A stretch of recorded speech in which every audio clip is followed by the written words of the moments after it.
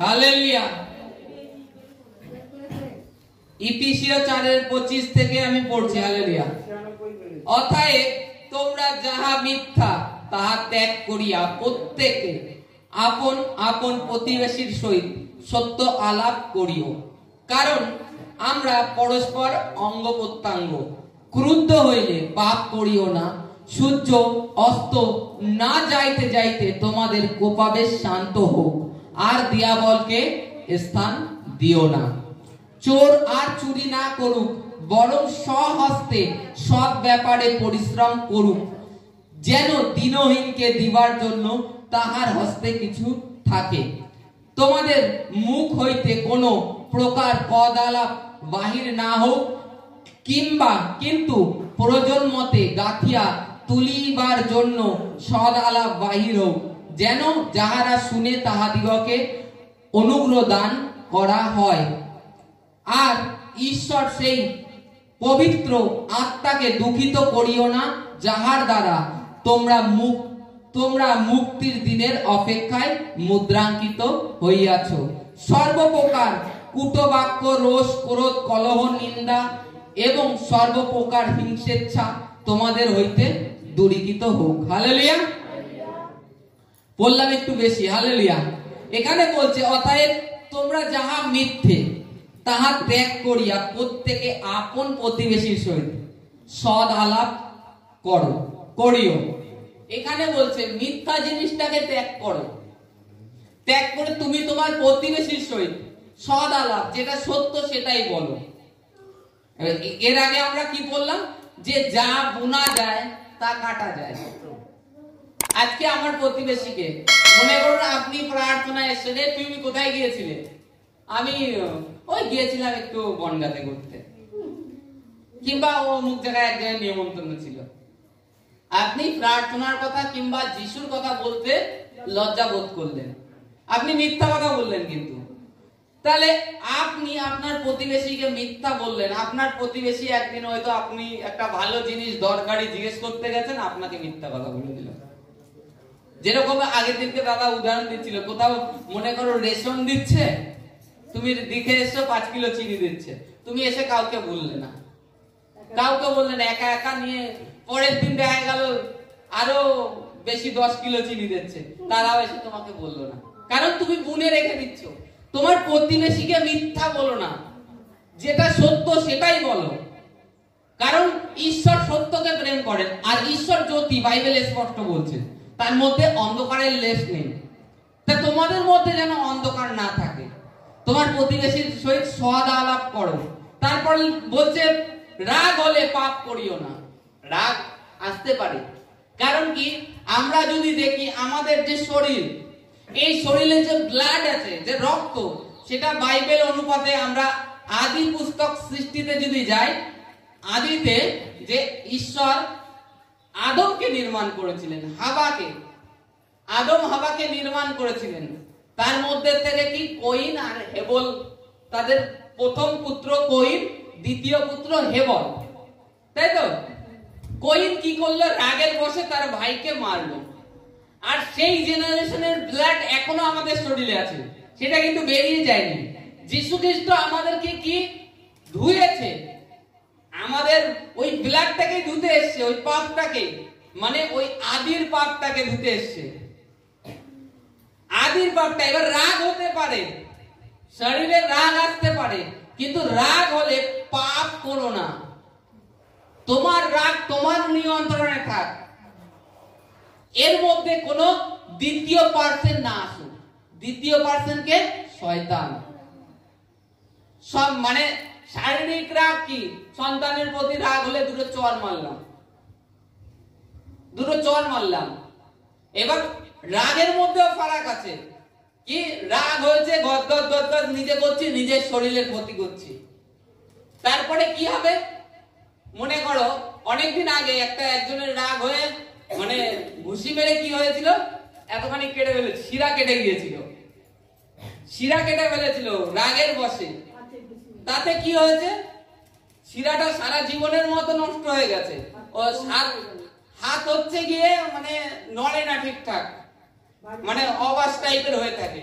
তাতে কি হলো? তুমি যে রাগ হয়েছে, তুমি যে ঘুষি মেরেছো, তোমার নিজের হাতটা, এখন তুমি সারা জীবন কি করে খাবে সেটা তো বিবেচনা করেছো? তা রাগ হলে পাপ করো না, রাগ আসতেই পারে শারীরিক, কিন্তু পাপ করো না। নিজের ক্ষতি কিংবা অন্য আরেকজনের ক্ষতি করে দেয়া, এটা করো না। কারণ তারও জীবনটা দেখো, তারও ভবিষ্যৎটা দেখো। আর কি বলছে? সূর্য অস্ত যাইতে যাইতে তোমাদের কোপাবেশ শান্ত হয়ে যায়। তোমাদের যে রাগ ছিল সেটা যেন সূর্য অস্ত যাওয়ার পূর্বে থেমে যায়, ঠান্ডা হয়ে যায়। তার সাথে আলাপ করো, কিংবা তাকে হৃদয় থেকে ক্ষমা করে দাও। আরে মানুষ মাত্রেই তো ভুল হয়, মানুষ মাত্রে ভুল হতে পারে, কিন্তু এই না তার জন্য আমার মহাশত্রু হয়ে দাঁড়াবে। তাকে আমি চোখে দেখতে পারবো না, সে আমার মহাশত্রু হয়ে দাঁড়াবে। তাহলে তুমি ঈশ্বরকে জানো না। পরিষ্কার বাইবেল এটাই বলছে, তুমি ঈশ্বরকে জানো না। ঈশ্বর প্রেম। ঈশ্বর যদি এই রূপ ক্রোধ করতেন তাহলে আজকে পৃথিবীতে মানুষ থাকতো না। ঈশ্বর যখন প্রথম সৃষ্টি করেছিলেন, প্রথম একবার এই পৃথিবীকে জলপ্লাবন দিয়ে নষ্ট করেছিলেন, কারণ মানুষ শুধরাচ্ছিল না, পাপের পর পাপ করে যাচ্ছিল। তাই ঈশ্বর দেখলেন যে এইভাবে নাশ করলে তাহলে তো পৃথিবী করা বেকার। তখন ঈশ্বর নিজেও প্রতিজ্ঞা করলেন, এই রূপ আর নষ্ট করব না। ঈশ্বর যেরকম ক্রোধও করেন, ঈশ্বর দয়াও করেন। আজকে পিতা মাতারা সন্তানের প্রতি ক্রোধ করেন, কিন্তু পরে আবার বুকে টেনে নেন পিতা মাতারা। পরে গিয়ে দেখে, ইমা তোরে ওই জায়গায় মেরেছি, ইস কতটা লেগেছে, কেন তুই আমার কথা শুনিস না? কেন শুনিস না? তোকে যেগুলো করতে বারণ করি কেন করিস না? কে আমরা মাদের পিতা মাতারা বলে কিনা? বলে। আজকে ঈশ্বরও। আর তুমি সূর্য অস্ত যাওয়ার আগে তোমার রাগটাকে শান্ত করো, ক্ষমা করে দাও, তবে ঈশ্বরও তোমাকে ক্ষমা করে দেবে। ঈশ্বরও তোমাকে ক্ষমা করে দেবে। ঈশ্বর তোমাকে যে পরিস্থিতিতে থাকো, তুমি যদি ক্ষমা করতে শিখতে পারো, ঈশ্বর তোমাকেও ক্ষমা করেন স্বর্গের থেকে। প্রেম ঈশ্বর। যেখানে প্রেম আছে সেখানে ঈশ্বর আছে। যেখানে প্রেম নেই সেখানে ঈশ্বরের উপস্থিতি হয় না। ঈশ্বরের উপস্থিতি হয় না। তারপরে বলছে কি, তোমাদের কোপাবেশ শান্ত হোক, আর দিয়াবলকে স্থান দিও না। দিয়াবলকে শয়তান, দিয়াবল যেন এর মাঝখানে স্থান না পায়, স্থান না পায় এর মাঝখানে। যখনই তুমি এই রাগটাকে পুষে 2 দিন 3 দিন 4 দিন রেখে দেবে, তখন ধীরে ধীরে রাগ কিন্তু বৃদ্ধি পাবে তোমার শরীরে। কারণ কি, ওদের শয়তান কাজ করছে, শয়তানের আত্মা কাজ করছে। তুমি কারোর কথা শুনতে রাজি নও, কেউ তোমাকে বোঝানোর চেষ্টা করলে তুমি শুনতে রাজি নও। এই কারণে ঈশ্বর মানে মাঝখানে দিয়াবল ঢুকে যায় তোমাদের মধ্যে, বড় একটা ফাটল সৃষ্টি করে। তারপরে বলছে, চোর আর চুরি না করুক, বরং হস্তে সৎ ব্যাপারে পরিশ্রম করুক, যেন দিনহীনকে দিবার জন্য তাহার হস্তে কিছু থাকে। যারা চুরি করে, এখানে যারা চুরি করে তাদের বিষয়, কর্মক্ষেত্রে যেখানে হোক চুরি করে, তাদেরকে বলছে তোমরা যেন চুরি আর না করো, চুরি ত্যাগ করো, সৎ ব্যাপারে পরিশ্রম করো।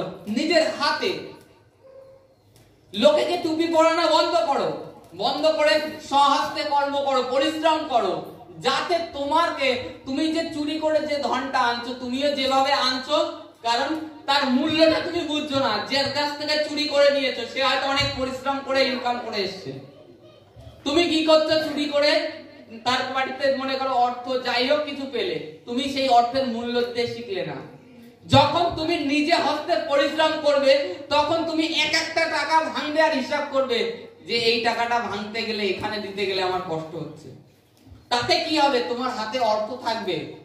কারণ কি, তুমি মানে পরিশ্রমের মর্মটা বুঝে গেছো, যে কেন বলে যে ফালতু টাকা উড়িও না। তাতে কি, তুমি দরিদ্রকে দান করতে পারবে, আর তুমি অর্থের মর্ম বুঝবে যে ঈশ্বরের বাক্যে কেন লেখা আছে, কেন চুরি করতে বারণ করছে, কেন আমাকে সৎ ব্যাপারে পরিশ্রম করতে বলছে। আর তুমি চুরি করে নিয়ে আসলে কি করবে? সেই অর্থের মূল্য পাবে না, মূল্য থাকবে না তোমার কাছে। তুমি নেশা ভাঙে উড়িয়ে দেবে, কারণ তুমি তো চুরি করা টাকা, তুমি ভাববে ফটকা ইনকামের টাকা, তো ফটকা এসছে, ফটকা এসছে তো দুইজন বন্ধু বান্ধব নিয়ে গেলে খেলে, কিংবা যদি মহিলাদের ক্ষেত্রে তারাও বান্ধবীদের সাথে ঘুরে টুরে আনন্দ ফুর্তি করে পয়সা উড়িয়ে দিল, সেটার মূল্য দিতে শিখলো না। আর যখন পরিশ্রম করবে সৎ ব্যাপারে, তখন তোমার কাছে এক একটা টাকার মূল্য 100 টাকার উপরে হবে, কারণ তুমি নিজে পরিশ্রম করছো, তুমি জানো এই টাকাটুকু ইনকাম করতে আমার কতটা সময় লেগেছে। আর তখন তোমার কাছে দেখবা পকেটে কম বেশি টাকা থাকবে, আর থাকলে তখন তুমি দরিদ্রকে দিতে পারবা, দেখলে যে এ খেতে পাচ্ছ না, একে কিছু দিই, কারণ তোমার পরিশ্রমের পয়সা। ভাঙতে গেলে তোমার আগে বিবেকে সাড়া দেবে, ফালতু ব্যাপারে উড়াতে গেলে তোমাকে সাড়া দেবে। কিন্তু এগুলো করতে বলছে আমাদেরকে বাইবেল, চুরি না করে, মিথ্যা কথা না বলে সৎ ব্যাপারে পরিশ্রম করো। তারপরে বলছে তোমাদের মুখ হইতে কোনো প্রকার পদালাপ বাহির না হোক, কিন্তু প্রয়োজন মতে গাঁথিয়া তুলিবার জন্য সদালাপ বাহির হোক। হালেলুয়া। পদালাপ কথার অর্থ কি?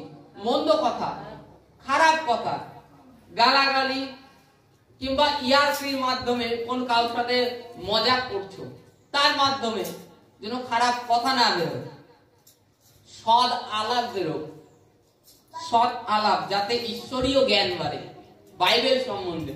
দেখা হয়েছে কারোর সাথে, হালেলুয়া, জয় যিশু, গিয়ে দুইজনে পরিবারের আলোচনা শুরু করে দিল, ওটা ত্যাগ করো, ওটা ঈশ্বরের উপরে ছেড়ে দাও। ঈশ্বরের বাক্যের থেকে যেটা জানো না, যে পড়েছো বোঝোনি, সেইটা নিয়ে আলোচনা করো, যে এটার মানে কি হবে, এটার মানে কি হবে, তোর থেকে কি বলছে পবিত্র আত্মা, আমার থেকে এইটুখানি এই আসছে, এই ব্যাপারে আলোচনা করো। আর তোমরা কি আসলে দেখা হলো পরিবারের বিষয় নিয়ে, এ করছে, এ করছে, ও করছে, আরে ওটা সারা জীবন থাকবে, ওটা চলে যাবে না, ওটা যাবে না। ওটা তুমি যতদিন আছো এই পৃথিবীতে, সংসারে যুক্ত আছো, ততদিন ওই সংসারের সমস্যা থাকবে। ওটাকে যীশু খ্রিস্টের চরণে চেপে দাও, যে ওটা তুমি সর্বপ্রভু, আর তোমার বাক্যে বাড়তে তোমার পবিত্র আত্মা আমাকে সহায়তা দান করবে। তারপরে বলছে কি, যে বাক্য তুমি বলবে যেন তাকে অনুগ্রহ দান করা হয়।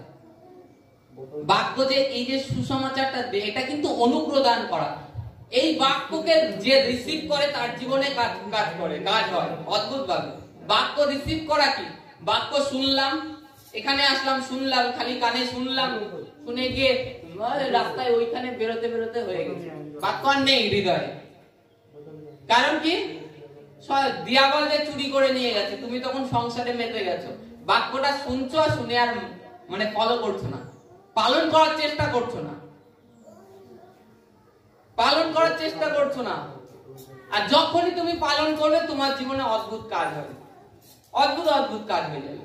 কারণ তুমি আমার বাক্য পালন করছো তা না, এটা ঈশ্বরের বাক্য পালন করছো। আমি আমার থেকে বানিয়ে কিছুই বলছি না, যেটা বাইবেল বলছে সেটাই আমি বলছি। এতে কি, যে শুনবে তোমার মুখের কথা, যার সাথে তোমাদের দেখা হোক, তাকে মনে করুন অনুগ্রহ দান করা। অনুগ্রহ দান করার মানে কি, মনে করুন একজন জীবনের সমস্যায় জর্জরিত, পুরো রোগ ব্যাধি নিয়ে ডাক্তার ডাক্তার কলকাতা বনগা করতে করতে তার জীবন শেষ, নাজেহাল। তার সাথে তুমি দেখা হয়ে তার সাথে শারীরিক বিষয় আলোচনা করলে, বললে ভালো আছো, সে বললো পরিবারের এই বিষয় নিয়ে দৌড়াদৌড়ি করছি এত, তখন সে শুনলো, শোনার পরে তুমি কি বললে, প্রভু যীশু খ্রিস্টের অনুগ্রহের কথা বললে, যে প্রভু যীশু খ্রিস্ট এইরূপ করেন। তুমি যদি বিশ্বাস করে আজকে কলসাতে আসো, তোমার জীবনে যত বড় সমস্যা থাক প্রভু যীশু বের করবে। আর তখন তার কাছে কি হয়, একটা অনুগ্রহ দান করা। জীবনে যে নিরাশের মধ্যে ঘুরে বেড়াচ্ছিল, নিরাশতায়, যেখানে ডাক্তার বলছিল সুস্থ হবে না, যেখানে তুমি যেখানে যাচ্ছিলে যে ডাক্তার, সেখান থেকে নিরাশ হয়ে ফিরে আসছিলে, যে অসম্ভব, হতে পারে না, যত বড় রোগ হোক, ব্যাধি হোক, ক্যান্সার হোক, টিবি হোক, হার্টের সমস্যা হোক, পারিবারিক সমস্যা হোক, আর্থিক সমস্যা হোক, যখনই তুমি তার কাছে খ্রিস্টের সুসমাচার দান করলে সে যখন শুনলো, তার ভিতরে একটু হলেও আশার আলো জ্বেলে উঠলো যে হ্যাঁ, ওখানে গেলে হতে পারে। এত করে দিদি যখন বলছে আমাকে যিশুর প্রার্থনা কিন্তু একবার যেয়ে দেখবো, আর যখনই একবার আসছে তখনই সে দেখতে পাচ্ছে যে হ্যাঁ, ঈশ্বর বলে কিছু আছে, এতদিন যা জগতে আমি পাইনি। তাদের সাথে এইরূপ আলাপ করো, খালি পারিবারিক বিষয় নিয়ে হাই হ্যালো এসব করে লাভ নেই, কোনো লাভ নেই, বেকার জীবন, ওটা ফালতু। হ্যাঁ, যে তোমার রিলেটিভ, যে অনেকে বোঝে না, তাদেরকে দেখা হলো, ভালো আছো, হ্যাঁ ভালো আছো, কারণ সে বোঝেনি, সে শোনেনি ঈশ্বরের বাক্য, তুমি একসময় তাদেরকে দিয়েছো, শোনেনি, তা ছেড়ে দাও। আর বাইবেলে বলছে সাংসারিক মানুষের থেকে দূরে থাকার চেষ্টা করো, যারা সংসার করে শেষ হয়ে যাচ্ছে খালি। তারপরে বলছে, আর ঈশ্বর সেই পবিত্র আত্মাকে দুঃখিত করিও না, যাহার দ্বারা তোমরা মুক্তির দিনের অপেক্ষা মুদ্রাঙ্কিত হইয়াছো। হালেলুয়া। কি বলছে দেখেছেন? বাক্যে বলছে ঈশ্বরের সেই পবিত্র আত্মাকে দুঃখিত করিও না। হিন্দি বাইবেলে বলছে শোকিত করো না। শোকিত মানে আমাদের মধ্যে ঈশ্বর যে পবিত্র আত্মা দিয়েছে, সেই আত্মাও দুঃখিত হয়। দুঃখিত হয় কারণ কি? আমাদের আচার ব্যবহার, যখন আমরা নিজেদের জীবনকে শুধরাই না, তিনি শোকিত হয়ে যান। এবার তুমি এই পবিত্র আত্মার জন্য মুক্তির দিনের মুদ্রাঙ্কিত হয়ে রয়েছে।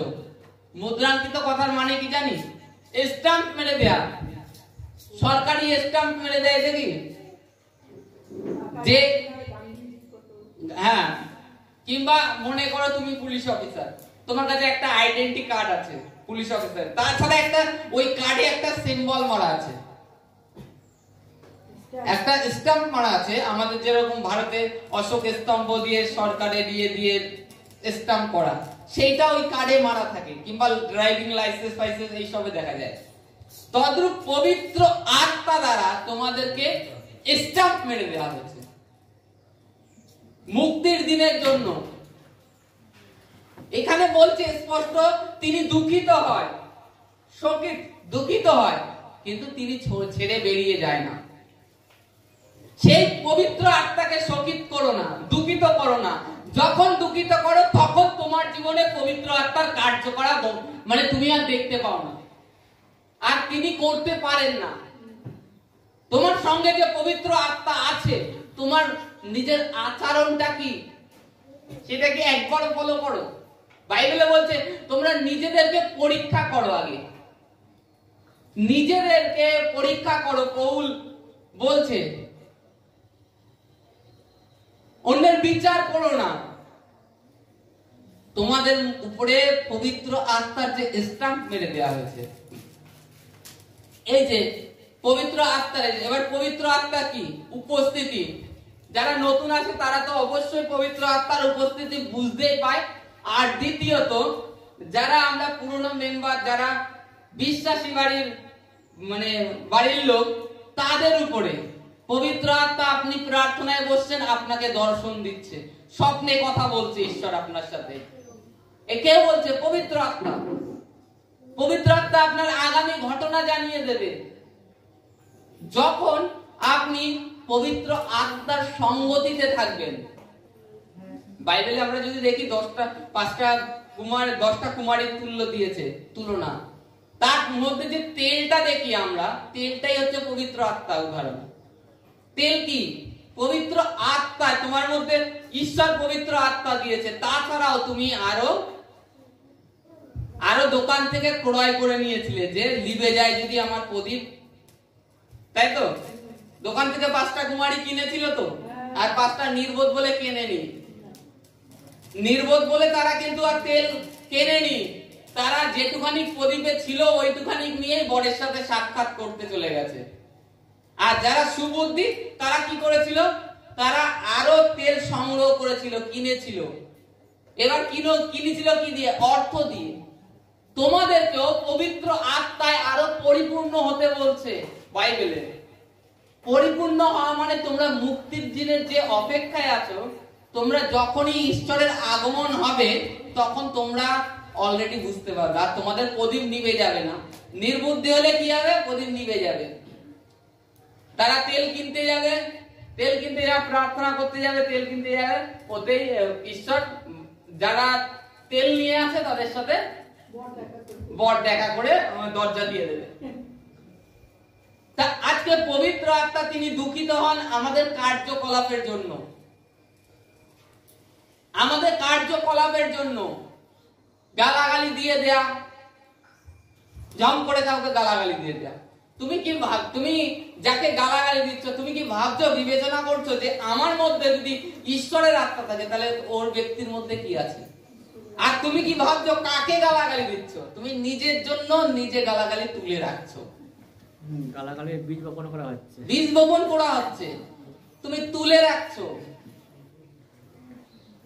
তার জন্য বাইবেল বলছে তুমি তোমার নিজের ওষ্ঠধারকে সামলাও, কারণ তোমাদের মুখের থেকে দুরকম কথা না বেরো, একদিকে তুমি আশীর্বাদ দিচ্ছ আর একদিকে অভিশাপ দিচ্ছ। তাহলে তোমার মধ্যে তুমি ঈশ্বরকে কি জানো? তোমার মধ্যে থেকে সদালাপ বেরো, তোমার মুখ থেকে কাউকে কথা বলা হলে যেন সে ঈশ্বরের থেকে অনুগ্রহ পাচ্ছে, এইরূপ তার মধ্যে আসবে। আর তখনই পবিত্র আত্মা, যে সামনের ব্যক্তি যে ঈশ্বরকে না জানে তার মধ্যেও কাজ করতে পারবে। তার জীবনে যত বড় সমস্যা হোক, আজকে বাইবেলে একটা কথাই বলছে, তুমি তোমার বিশ্বাসে সুস্থ হবে, তুমি তোমার বিশ্বাসে সুস্থ হবে, আমার বিশ্বাসে নয়, তোমার বিশ্বাসে। আজকে বিশ্বাস করো প্রত্যেকে। আর সেই পবিত্র আত্মা যাদেরকে ঈশ্বর দিয়েছে তারা যেন আমরা শোকিত না করি, দুঃখিত না দিই তাকে, যেন আমরা পবিত্র আত্মার কার্য দেখতে পারি। প্রার্থনা আমার জীবনে কমে গেছে, প্রার্থনা বাড়াও, বাইবেল পড়া বাড়াও, প্রার্থনা বাড়াও, দেখবে পবিত্র আত্মার কার্য আবার দেখতে পাবে। আর আত্মায় পবিত্র আত্মার আওয়াজ শুনতে পাচ্ছ না, পবিত্র আত্মা কি বলছে সেটা জানতে পারছো না। ঈশ্বরের সাথে সম্পর্কের জন্য তখন ফাস্টিং যখন করি, আমাদের মানসিক অভিলাষ, আমাদের মানসিক যে অভিলাষটা, মানে মাংসের একটা চাহিদা থাকে, যখন মাংসের চাহিদা না পূর্ণ করি তখন আত্মার কার্য অলরেডি বুঝতে পারি, আর তখন ঈশ্বরের আওয়াজটাকে আমরা শুনতে পাই। ঈশ্বর চোখ বন্ধ করছেন, প্রার্থনা করছেন, দর্শনে দেখিয়ে দিচ্ছে ওখানে তোর যেতে হবে, আজকে ওর সাথে এইভাবে কথা বলতে হবে। ঈশ্বর থেকে তখন শুনতে পারবে, জানতে পারবে যে আগের থেকে তুমি এখানে মনে করো কালকে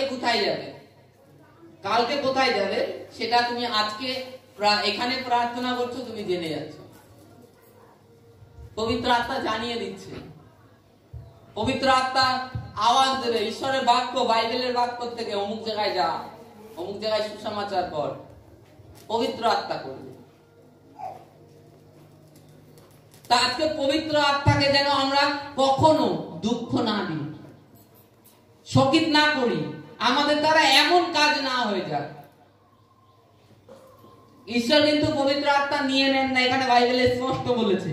ঈশ্বরের পবিত্র আত্মা শোকিত হয়ে যায়, দুঃখ পায় যে একে আমি চেষ্টা করছি গর্তের থেকে বের করার জন্য, আর এই গর্তের থেকে বেরোতে চাচ্ছে না, তখন আর কাজ করতে পারে না, বসে থাকে,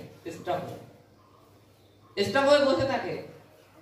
তারপরে বলছে সর্বপ্রকার কূটবাক্য, রোষ, ক্রোধ, কলহ, নিন্দা এবং সর্বপ্রকার হিংসেচ্ছা তোমাদের হইতে দূরীকৃত হোক। হালেলুয়া। কূটবাক্য মানে খারাপ কথা, রোষ, ক্রোধ, কলহ, নিন্দা। কলহ চেঁচামেচি, নিন্দা কাউর নামে নিন্দা মন্দ করা, তারপরে কূটবাক্য খারাপ কথা, কটু কথাও যায় বলে, কটু কথা, রোষ, ক্রোধ, এগুলো ত্যাগ করতে বলছে। কারণ পবিত্র আত্মা যে তিনি দুঃখিত হবেন না, এগুলো ধীরে ধীরে ত্যাগ করো। তুমি পারছো না, তোমার থেকে হচ্ছে না, যে এগুলো আমার থেকে হচ্ছে না, ঈশ্বরের চরণে সমর্পণ করো, ঈশ্বরের চরণে, যে প্রভু আমি আমার নিজের মতো চেষ্টা করেছি, হয়নি, পারিনি প্রভু, আমি পারিনি প্রভু এগুলো ত্যাগ করতে, তোমার আত্মা দ্বারা সবকিছু সম্ভব। তুমি সামলে নাও, সামলে নিয়ে প্রভুর চরণে ছেড়ে দিয়ে তুমি প্রার্থনায় থাকো আর জীবন যাপন করো। দেখবা কোন দিন তোমার জীবনে সেই মন্দতা বেরিয়ে গেছে। নেই। আমি আগে একদিনকে বলছিলাম পবিত্র আত্মা একটা ছোট যে স্কুল, ছোট বাচ্চা যেরকম স্কুলে যায়, প্রত্যেকদিন স্কুলে যায় আর সাদা জামায় দাগ লাগিয়ে নিয়ে আসে। বাচ্চা ধীরে ধীরে বড় হয়, টিফিন আপনারা বাড়ির থেকে দিয়ে দেন, টিফিন নিয়ে যায়, সেই টিফিনের খাবার টাবার জামায় ফেলে দাগ নিয়ে আসে। দাগ নিয়ে আসলে মা কি করে, কেচে দিয়ে আবার পরে স্কুলে পাঠায়, তাই তো? এই করতে করতে ধীরে ধীরে ছেলে সন্তান বড় হয়ে যায়, আর যখন বড় হয়ে যায় তখন আর দাগ লাগিয়ে আনে না, কারণ সে নিজের থেকে বুঝতে পারে যে এটা আমার জামা, এতে যদি এক ফোঁটা দাগ লাগে আমাকে এটা করতে হবে। তদ্রূপ পবিত্র আত্মা আমাদেরকে ছেড়ে যায় না, ধীরে ধীরে ধীরে ধীরে ধৌত করে। এটা দীর্ঘদিনের প্রসেস চলে, দীর্ঘদিনের প্রক্রিয়ায় চলে। ধীরে ধীরে ধীরে ধীরে ঈশ্বর করে আমাদেরকে বিশুদ্ধ করে। এটা ঈশ্বরের কাজ, পবিত্র আত্মা এই কারণে দিয়েছে। আর এই যে কুটো কথা বলা, কারোর পিছনে লাগা, এই যেগুলো আমাদের আগে জাগতিক স্বভাব ছিল, এই সমস্ত কিছু ত্যাগ করো। কাউকে জ্বালাতন করো না, বাইবেল বলছে কাউকে জ্বালাতন করো না, শান্তিতে থাকো। তা আজকে যে সব থেকে বড় জিনিস, যে ঈশ্বরের পবিত্র আত্মাকে দুঃখিত করো না। আমি দেখেছি আমাদের মণ্ডলীতে অনেকে ঈশ্বরের সেই পবিত্র আত্মাকে দুঃখিত করার জন্য তারা পবিত্র আত্মার থেকে কার্যটা নিজেদের জীবনে দেখতে পাচ্ছেন না, পবিত্র আত্মাকে দুঃখিত করেছে। আর ঈশ্বরের রাজ্য কি সেটাও জানে না। ঈশ্বরের রাজ্য প্রথমত আমরা প্রার্থনা করি তোমার রাজ্য আসুক। তোমার রাজ্য আসুক মানে কি? যেখানে কোনো রোগ ব্যাধি নেই। ঈশ্বরের রাজ্যটা এই, যেখানে কোনো রোগ ব্যাধি নেই। আজকে তোমরা এসছো ঈশ্বরের প্রাঙ্গণে, এইটুখানি বিশ্বাস করে যে ঈশ্বরের রাজ্যে আমি প্রবেশ করেছি, এই রাজ্যে আমি কিভাবে থাকবো। যখন এই রাজ্যে থাকার চেষ্টা করবে তখন তোমার জীবন থেকে অলরেডি রোগ ব্যাধি কাটিয়ে যাবে। রোগ ব্যাধির আর স্থান নেই। যেখানে জ্যোতি সেখানে অন্ধকারের কোনো জায়গা থাকে না। Hallelujah, hallelujah, hallelujah.